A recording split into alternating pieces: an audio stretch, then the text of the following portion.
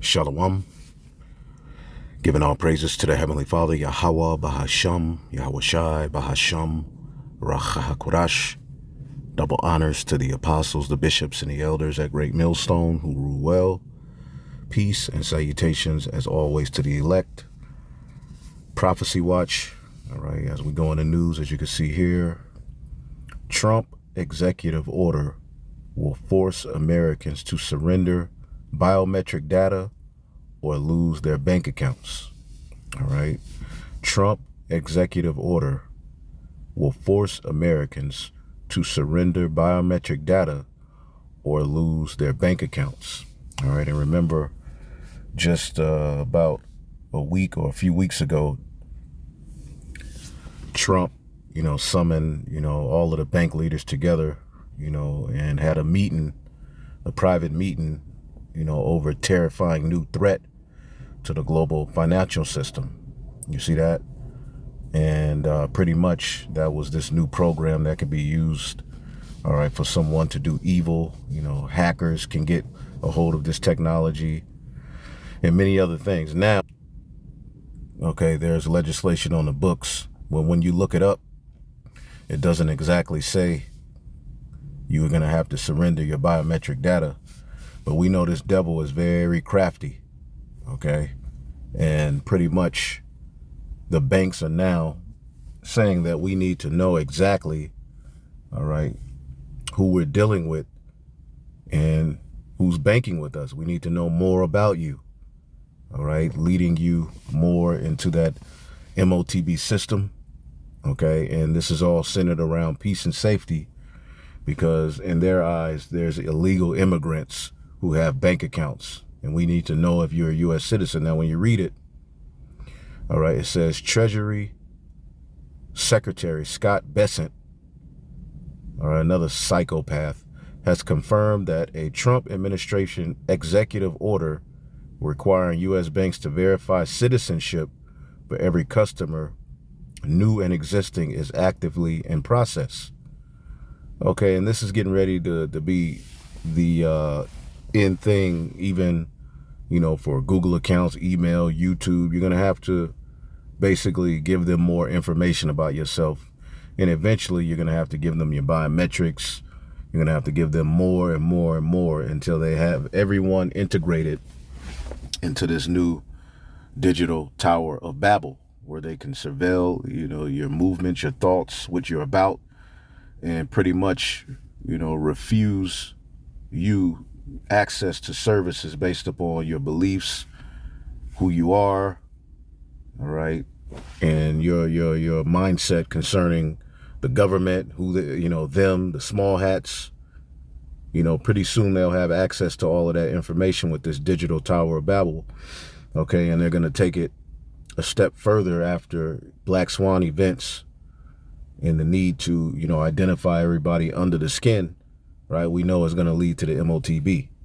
All right, so it says the policy means millions of Americans will have no choice but to obtain and present a U.S. passport containing embedded biometric facial data or risk being locked out of the banking system entirely.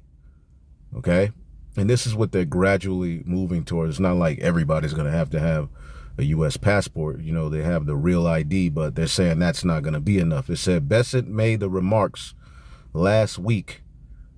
All right. He urged banks must fully know your customer. So now the banks have to fully know the customer. All right. Everything about you, including legal immigration status.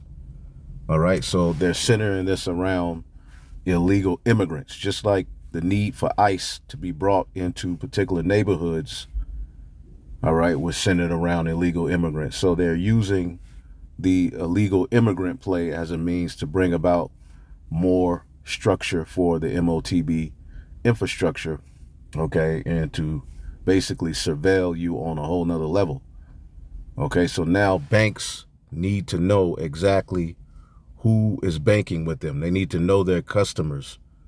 And they're hiding it behind the guise of knowing legal immigration. And we know what the scripture said, all right, in the book of 1 Thessalonians 5:3, it says, for when they shall say, peace and safety, then sudden destruction cometh upon them, as travail upon a woman with child, and they shall not escape. That's basically when he is about to fill his belly. And this is all centered around peace and safety. Okay, the need to, surveil you on a higher level is centered around peace and safety. Going back to the Patriot Act, which pretty much never went away, after what happened in 9/11. Okay, this gave your government, the means to spy on you, cart you off, if they deem you a domestic terror, right? And pretty much we're finding out who the true domestic, terror is, all right? Esau, Edom, and the heathen who are joined with them, okay? And they're being found out on a level that they weren't ready for. So they're moving fast with their agenda, all right? But being that they know people are onto them, they're bringing about a lot of these things, all right, underhandedly, as the scriptures say in the book of Isaiah, the 10th chapter, right? Which this now deals with Esau, Edom, the rulers of this world. Okay, Isaiah 10:1, woe to them that decree unrighteous decrees, and that write grievousness which they have prescribed. So they already have, the particular laws and bills written down. Okay, but there's particular things that they push in their media, okay, to, heighten people's, emotions, and they already have the solution, all right? And basically it's going to be centered around surveilling you on a whole nother level, all right? We don't know who's the enemy. We don't know who's with us. We don't know who's against us. There's too many people speaking against the small hats. Why should we allow you to bank with us if you're not with us, or, all right, if you're illegal? Okay, that's what they're hiding it under. So again, he urged banks must fully know your customer illegal immigration status and declare that undocumented immigrants don't have the right to be in the banking system. So you see what this is all centered around.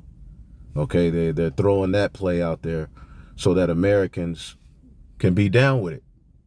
Okay, you point the finger at illegal immigrants, or, which when you think of an illegal immigrant, you don't think of an Elamite.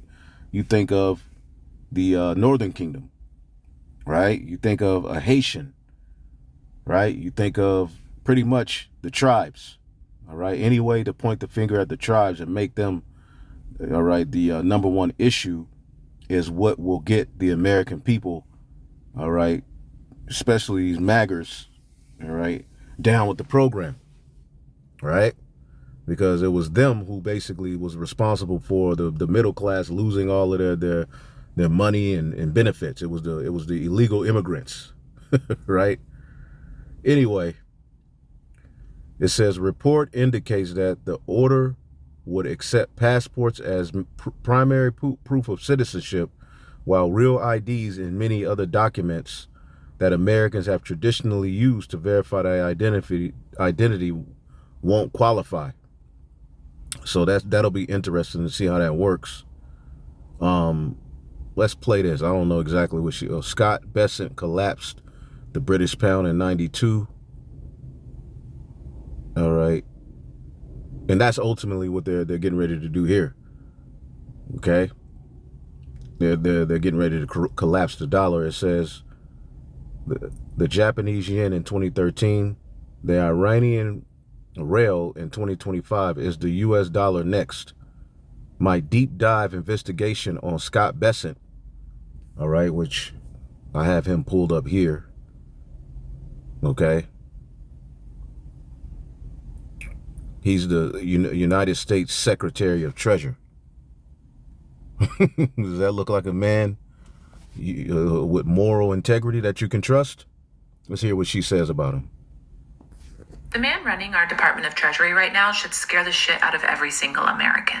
I wasn't going to do a follow the money on Scott Bessent because my list is so long right now, but yesterday was tax day, and in honor of that, him and Carolyn Leavitt got up on a press conference and tried to gaslight Americans into saying that gas is cheaper now than when Trump took office, even though it's around $4.10 right now on average, and it was $3.08. It's $1 more.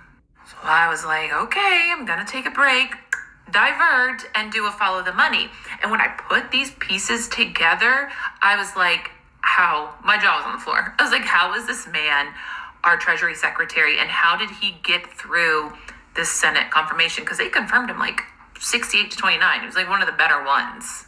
But I'm pretty sure he's going to tank the American dollar, if not when he's in office, as soon as he's out. But I'm just guessing, so let's get into it. All right, Scott Bessent went to Yale. He graduated from Yale in 1984, I think. He was the president of Wolf's Head. It's one of the three. And we all know Yale is tapped into that skull and bone secret society. All right. And this is how they all get into these positions of power. All right. They go through these, secret societies, do all these rituals. You already know. All right. The Canaanite priesthood that runs this world is rooted in this.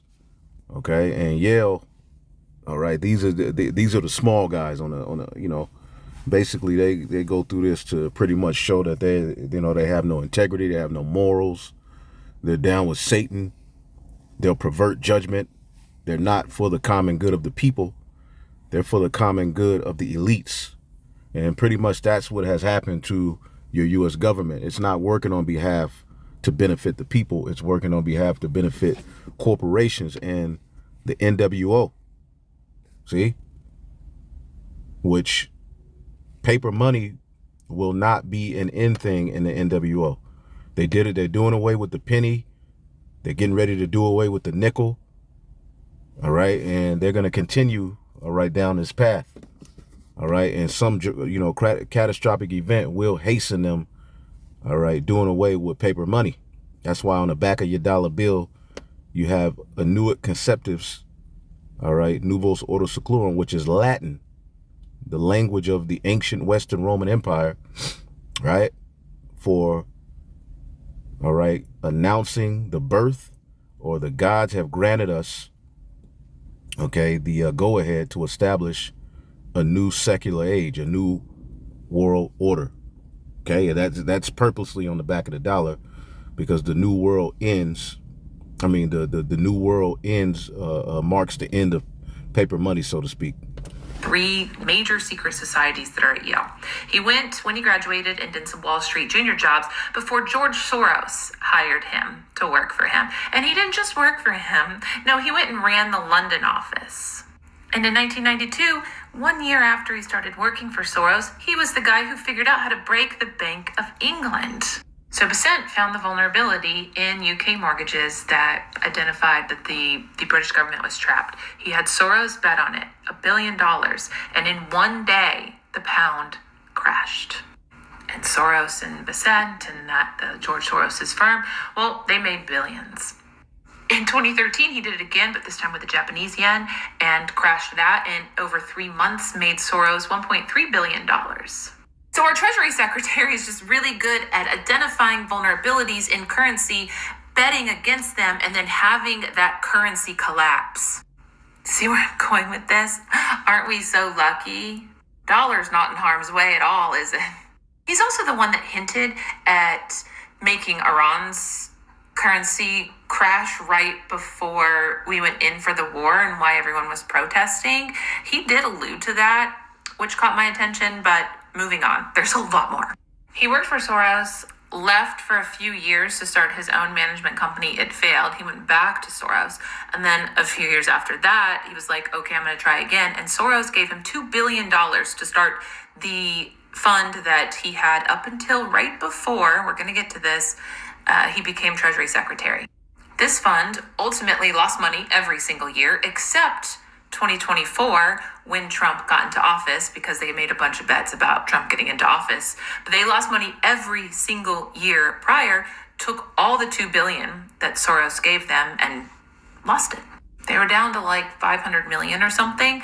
Then 85% of their investors pulled out right before he became Treasury Secretary. So he isn't good. He loses money, and now he's in charge of our economy. Okay, it's all making sense now. But on top of that, in his fund, while it was losing so much money, he had categorized himself as a limited partner, even though he was CEO, founded it, ran it. He was a limited partner, then way he could evade $910,000 in Medicare taxes that he should have been paying. Then then it went to litigation, and currently it's still there. Currently, he is overseeing, as the Treasury Secretary, his own evasion of taxes case. Make it make sense. Okay, September 2025. Remember that Argentina bailout that we did? It was $40 billion, $20 billion of which we gave them, bailed them out, and $20 billion of which they have to pay back. Well, his friend, Citron, I forget his first name, he runs a hedge fund. They worked together at Soros, and they're friends. Well, Citron his firm purchased billions, hundreds of millions of dollars of Argentina bonds and equities right before the bailout. And then a few months later, we bail them out, and he makes tons of money. That's not insider trading, is it? Because Basent is the one who ran the bailout. There's a bunch of other shady stuff. I'm telling you, I can only... Yeah, so corruption, at the end of the day, corruption, and that's getting ready to be overcome. Okay, this is the book of Micah, the 6th chapter, in the 10th verse. It says, I'll start at verse 10 in the NLT. It says, what shall I say about the homes of the wicked filled with the treasures gained by cheating? Okay. And when we see happening with the market manipulation with the Gulf of Hormuz situation and what these elites are doing, and with these, the presidents, having their children, do all manner of wickedness and corruption, manipulating the market on purpose. All right. Same thing they do with the stock market. Right. Again, what shall I say about the homes of the wicked filled with the treasures gained by cheating? Okay. And the leaders of Israel were once involved in this. Okay. This now applies to you Edomites, the rulers of this world. What about the disgusting practice of measuring out grain with dishonest measures? And we know that goes on. Okay, and see what's getting ready to happen when the collapse comes, okay, and the food shortages really hit, okay, it's going to integrate everybody to them, okay, and things are going to be outlandish, lines are going to be long, all right, and pretty much to make it easier, you're going to have to be entered into a digital system. You're going to have to be identified biometrically. You're going to have a digital ID. You're going to have to eventually bow the knee to the image of Baal, right? In order to be able to, even before they bring the chip, they're going to have that kind of system in, that technocracy. It says, how can I tolerate your merchants who use dishonest scales and weights? Okay, in the King James, shall I count them pure with the wicked balances and with the bags of deceitful weights? Okay, it says the rich among you, all right, the rich men thereof are full of violence, and the inhabitants thereof have spoken lies, and their tongue is deceitful in their mouth. Okay? Therefore, I will wound you. I will bring you to ruin for all your sins. And this is what's getting ready to happen to these Edomites. They're working wickedness all throughout the four corners of the earth, man. Okay? They're a bunch of, scammers, man. See, but they're able to use their media and their news, all right, to make everybody else out to be, number one in these areas, but they're number one. Okay. It says the biometric trap. Every U.S. passport since 2007 is a biometric e-passport. It contains a RFID chip that stores your personal data, all right, along with digital facial image specifically formatted for government facial recognition systems. Although applying only requires a standard photo, that photo becomes permanent biometric data held by the State Department.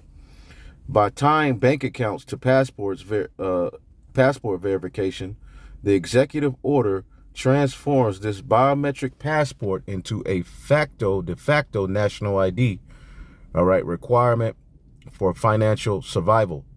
Tens of millions of Americans without a valid passport will now be forced to get one. See, and we'll see, how this goes. But these are the things in the works. Even if you go and look it up and they say, well, no, they're not technically, this is not what it is. We see that they're doing something. They're moving forward. And as the scriptures say, wisdom, all right, seeks out, I forget how it's worded. Witty inventions. Yep. Wisdom, Proverbs 8 and 12. Wisdom dwell with prudence, and find out knowledge of witty inventions, man. And we know that these devils, through their policies, right? The book of Daniel 8:25. Now, this is speaking of Antiochus Epiphanes, all right, the fourth, but this applies to the biblical Edomite, the book of Daniel 8:25. Now, this is speaking of Antiochus Epiphanes, all right, the fourth, but this applies to the biblical Edomite rule in the day, because the Greeks were the beginning of the very beast system we live in, okay? Daniel 8:25, and through his policy, he shall cause craft to prosper in his hand, and he shall magnify himself in his heart, and by peace shall he destroy many. See, by peace, he's going to destroy many. All right, needing to identify you and needing to bring you up under this digital ID banner. Eventually, MOTB infrastructure is going to be a means, all right, by peace to destroy many. Okay, it says, handing over, and now they will be forced to hand over their facial biometrics to the government. In the process, this is not voluntary, it is compulsory access to your most personal biological identifier, just to hold on to a checking or savings account. Okay, and then he goes into Scott Bessent, just like she did.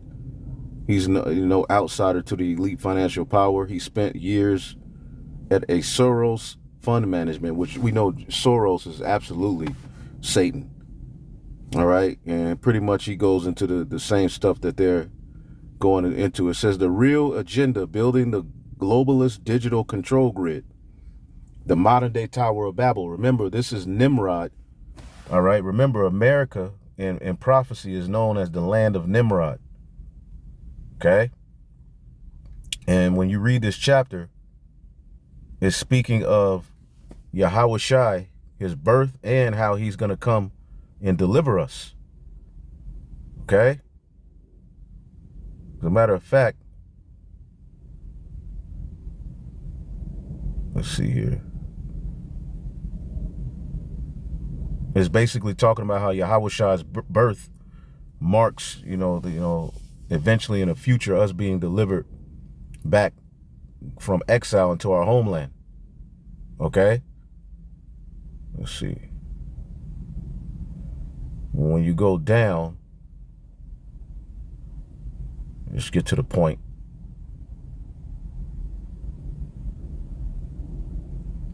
Verse 6, it says, they will rule Assyria with drawn swords and enter the gates. Oh, I'm reading in King James. And they shall waste the land of Assyria with the sword. And this is what's coming to Babylon the Great. And the land of Nimrod and the entrances thereof. Thus shall he deliver us from the Assyrian. And who's the modern day Assyrian? Esau, Edom. Okay. When he cometh into our land, and when he treadeth within our borders, when the enemy comes in like a flood. And the remnant of Jacob shall be in the midst of many people, as the dew from Yahawah, as the showers upon the grass, all right, that tarrieth not for man, nor waited for the sons of men. And the remnant of Jacob shall be among the Gentiles, in the midst of many people, as a lion among the beasts of the forest, and as a young lion, all right, among the flocks of the sheep. All right, and this is going into what? The day that the Lord is going to deliver us and slaughter our enemies. Okay. Verse 5. Verse 11. And I will cut off the cities of thy land and throw down all thy strongholds. And I will cut off witchcrafts out of thy hand, and thou shalt have no more soothsayers. Thy graven images will I cut off. Okay, and the MOTB is a graven image. And thy standing images out of the midst of thee, and thou shalt no more worship the work of thine hands. Okay, so the Lord is going to, in verse 15, I will execute vengeance and anger and fury upon the heathen, as such as they had never heard. So that's tied to the land of Nimrod. Okay, that's tied to the land of Nimrod, which we know Nimrod, right, means what? Rebellion. Namrod, rebellion. Okay? He established Babel, which means confusion. Now we're in Babylon the Great. You see how it all ties in together? He founded Babel, right? And now, in end time prophecy, we're as prophecy stated, okay, the real agenda is building a globalist digital control grid. This is not merely an immigration enforcement tool. See, that's what they're hiding it behind. Okay? It's a critical step in long-planned construction of a national and ultimately global biometric surveillance system. By requiring biometric passports for banking access, the government is creating the infrastructure to link every citizen's face, identity, and financial life into the centralized digital program or profile. Okay? And eventually you won't be able to log into Google or anything without your biometrics. They put it out there. They give you the option. Okay, and you may skip it, right? You skip it and just log in with a password. But as this guy, Larry Ellison, said, passwords are getting ready to be a thing of the past. He's another, one of the guys that's down with Trump. All right, a technocrat pushing this agenda. It matches exactly what independent researchers and whistleblowers have warned about for decades. A cashless society where your biometric data becomes the key of every transaction. Once your face is digitized and tied to your bank account, it becomes trivial to track, freeze, or deny access to funds based on compliance, social credit scores, or political behavior. The know your customer excuse is cover for building the mark of the beast style that eliminates financial privacy forever. The Soros connection makes the picture even clearer. For years, Soros and his network have funded open border policies, global governance initiatives, and digital ID projects worldwide, placing one of his most trusted proteges inside of the Trump administration to push this biometric banking mandate is not a coincidence. It is the quiet continuation of the globalist agenda, now dressed up in America First rhetoric. And if you ain't known, if you don't know by now, the whole America First thing was a scheme, a scam. Okay? Whether under Trump or any other administration, the end goal remains the same. Total control through biometric identification linked to your money. See that? And it says the executive order is still in draft. Okay, but the direction is unmistakable. And this is what John the Revelator saw. Point blank period. Revelation 13, right? And 16, and he calls it, the beast, all right, the revival of Rome, Esau, calls it both small and great, rich and poor, free and bond, to receive a mark in their right hands or in their forehead, all right, and that no man could buy or sell save he that had the mark or the name of the beast or the number of his name.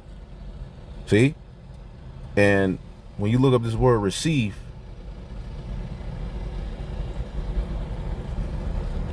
didomi, to give one to something for his advantage. This is going to give you an advantage in the world to come. To supply, furnish necessary things, to give over to one's care, something to be administered, all right, to give or commit to someone something to be religiously observed, to give what is due, wages, to pay wages or reward. See that? So for some reason, everything we're seeing right before our very eyes has nothing to do with what our forefather John the Revelator saw in a vision, all right, thousands of years ago, right? Of course it does. All right, of course it does. Because everything that we're living through and everything that we're witnessing through the Holy Spirit is something that they already saw. And that's the power of prophecy, man. So, Lord willing, we'll be back with more. Hopefully I'll edify on to the next. Shalom.